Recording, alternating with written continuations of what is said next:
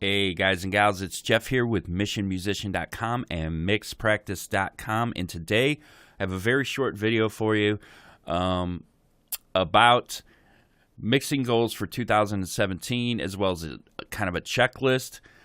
One of our members over at Mix Practice, this isn't mine, this is Tony's over at Mix Practice, decided to post a kind of a checklist, kind of 2017 goals for mixing and even recording. And I think it is an awesome post. I absolutely love what he wrote, and asked him if I could share it with my YouTube members, and he graciously agreed.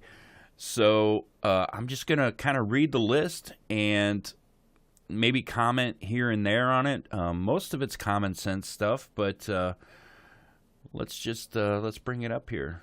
So here is the forum topic, 2017 reminders and goals, and there's Tony. Okay, so let's just start right here at the top. If the tracks you have are not good, you're never going to make it sound great. Do your best and move on.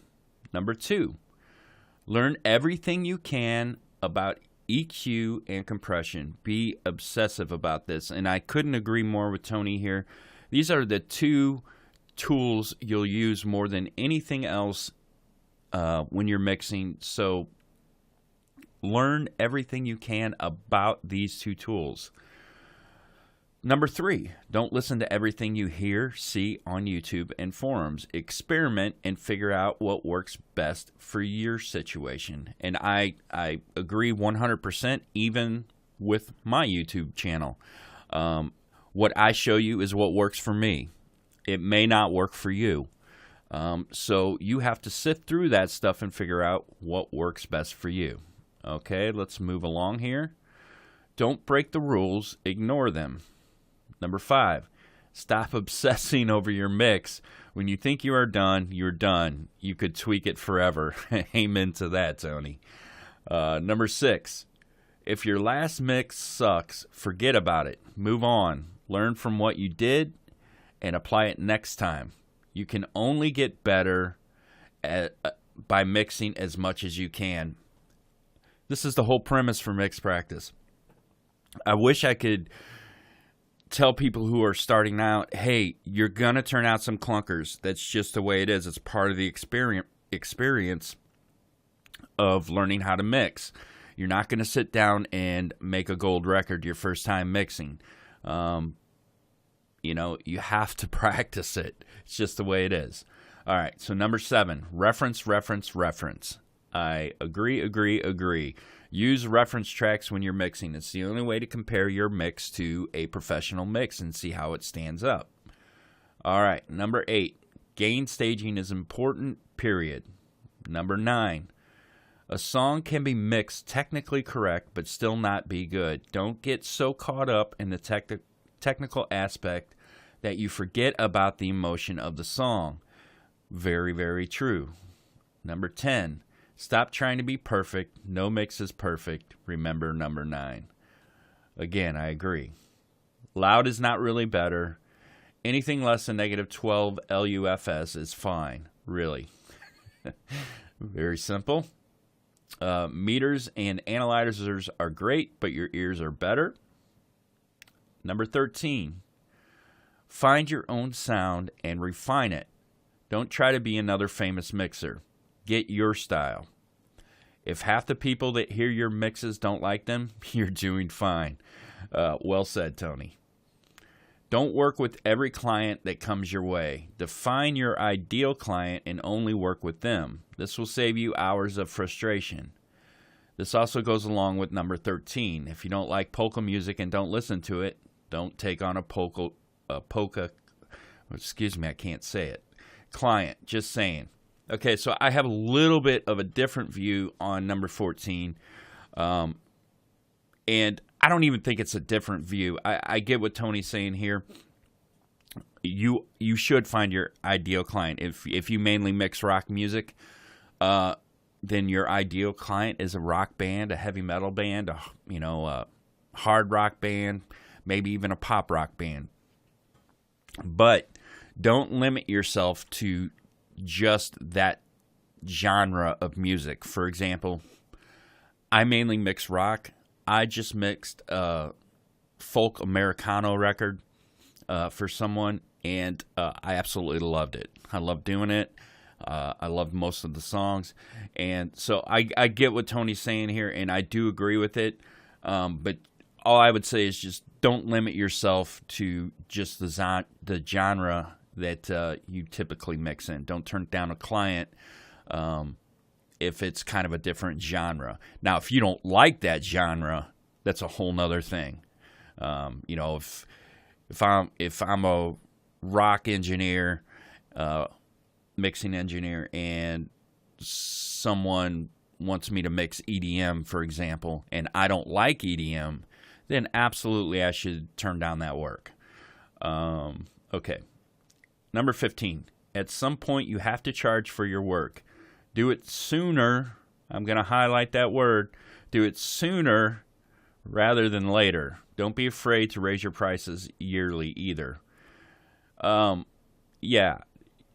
If you think of it this way, you've spent the money for your plugins that you own, for the gear that you own, the interface, the speakers. You have that gear, right? The person who wants their stuff mixed generally doesn't have that gear, or who wants their stuff recorded. They need to pay you to use that gear, and you get experience along the way. Now, I'm not saying charge, $500 to mix a song. That's not what I'm saying.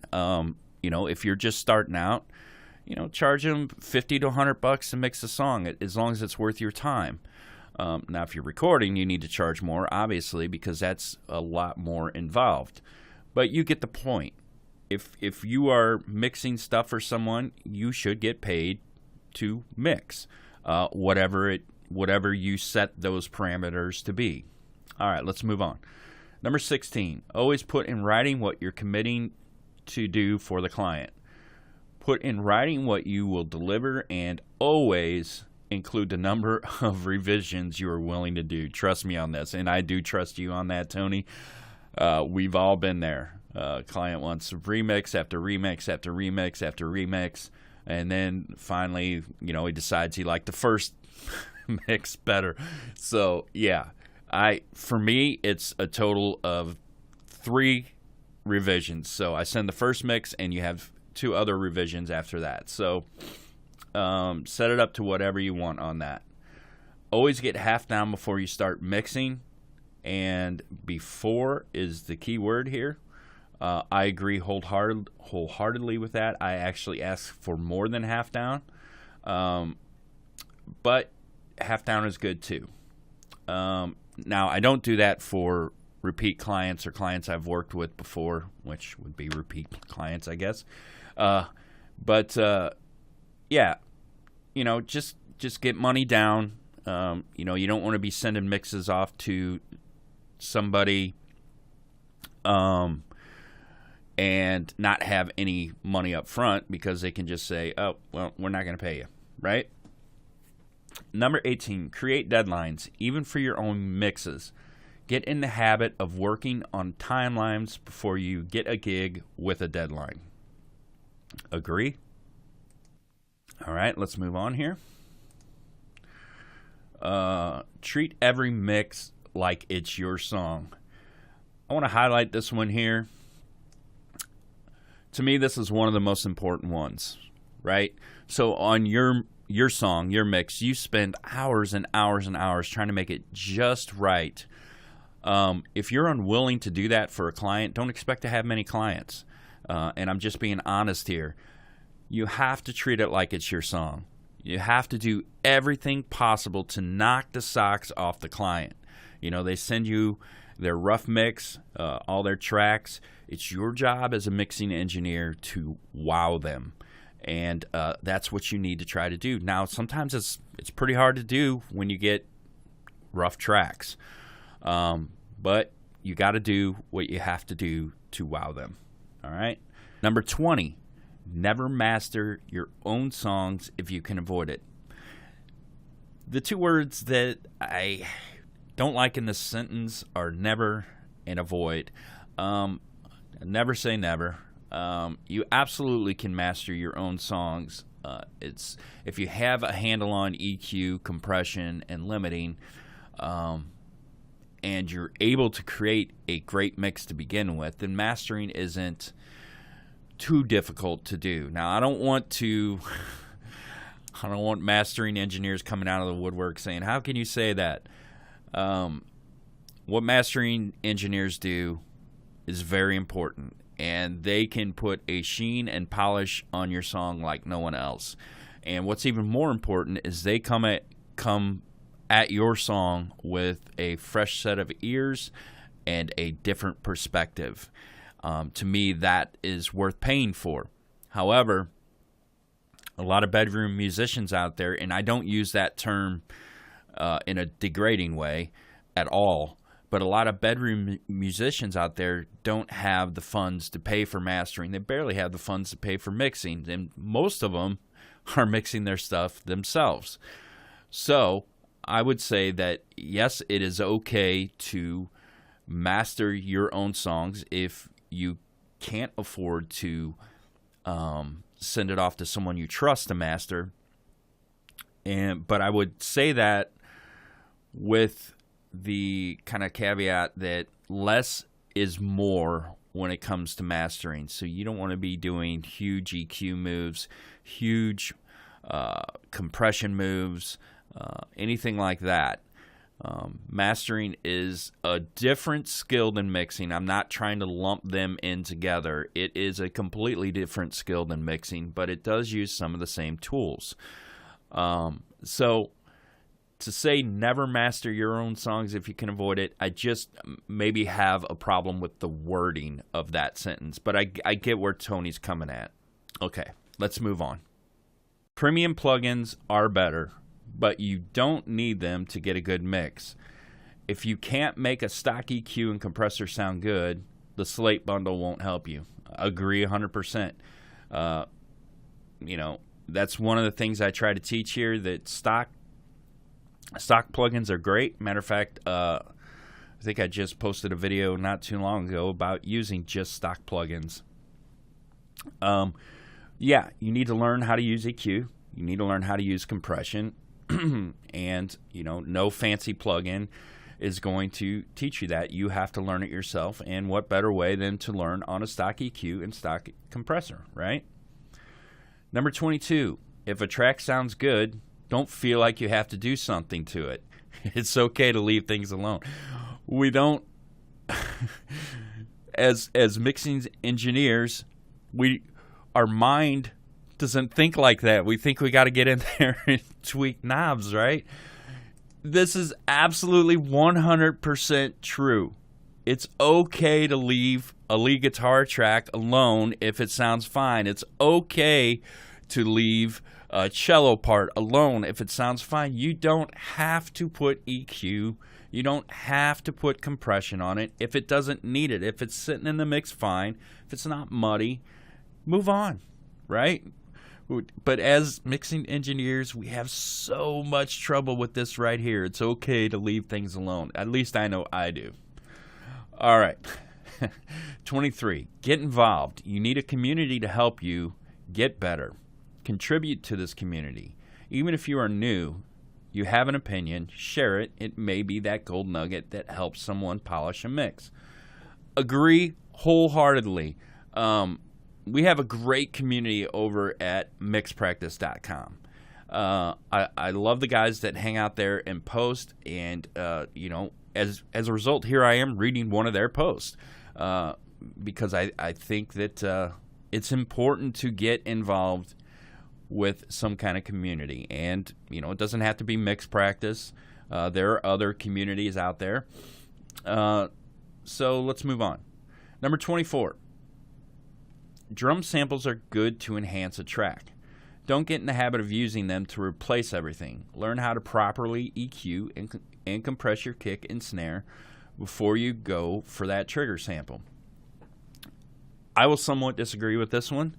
I use drum samples to enhance. That's, the start of the sentence here, to enhance a track. I don't generally use them to replace. Only in worst case scenarios will I replace. I am adding drum samples to make the kick sound bigger, fuller, deeper, whatever. I am adding snare samples to make the snare sound like it has more depth. So that is, I wouldn't 100% agree with number 24, but I get where Tony is coming from here. You got to learn to properly EQ and compress. Not just your kick and snare, everything. Okay, don't DI an acoustic guitar. 100% agree here. Throw a mic on it. Don't record your track in the red. Please, please, please. Yeah, we sometimes, I think how do I want to say this? I think a lot of times we think of when we digital record, it's a lot like the analog world where we got to crank the signal up and get the hottest signal possible. It's not true. There's no noise floor to overcome nowadays, so record at conservative levels. Number 27. I like this one a lot. Don't record 50 guitar tracks. I won't use them, I promise. Oh, I agree 100%, and I'm a guitar player. You wouldn't believe the sessions that I open up and I see, seriously, 15, 17 guitar tracks. Number 28, 90% of your, I guess that's supposed to be 90% of your mix is your recording. Spend all of your time there if you can control it. Okay. Super, super, super, super important right here. You want one of the keys to a great mix? It's a great recording. It's pure and simple. If you can get a great recording, you can get a great mix pretty easily. Spend as much time as you need to in the recording phase, and your mixing phase won't take you nearly as long. Can't stress number 28 enough. 29. Spend most of your time editing, phase aligning, tuning, cleaning, gain staging, etc. Your mix will come together quicker and sound better. I completely agree. Number 30. Spend some time in mono. I agree. Number 31, use as many monitor references as possible. Studio monitors, earbuds, car stereo, home stereo. Yeah, this is to check and make sure your mix is transferring well to other systems. Listen to all the tracks before you do anything. Get a feel for what you have and begin to build a picture in your head of where you want to go with the mix. Have that final vision in your head before you start mixing. Don't try and figure it out as you go. I agree with that. I usually will listen to each track in solo before I start mixing, just to see if there's any kind of, sorry about that, any kind of like cool things in the track that I wouldn't otherwise notice. But yeah, get a picture of what the song should sound like in your head. And this is kind of harder for guys who are just starting out and haven't really mixed much. I would suggest maybe thinking of the genre and thinking of maybe your favorite song in the genre or your favorite mix in the genre and kind of picture that. But if you've mixed a bunch, you'll know what this is all about. So number 33, don't try and learn your plugins while you are mixing. Set aside time to experiment with the plugins and really learn them. Pick one at a time and become an expert at it. If you try and learn them while you're mixing, you'll waste a lot of time. I agree.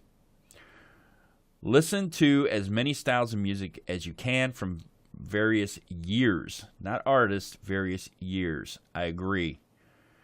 And number 35, save your revisions as new projects so you can get back if you need to. Again, agree wholeheartedly with that. as well as most of the stuff in this list. So, Tony, I want to thank you for posting this, and I hope my YouTube subscribers like this. I love it. I think it's awesome. So, guys, have anything you want to add, feel free to comment below. And as always, thank you for watching. Subscribe and like if you like these type of videos, and I'll see you in another video real soon. Take care. Bye-bye.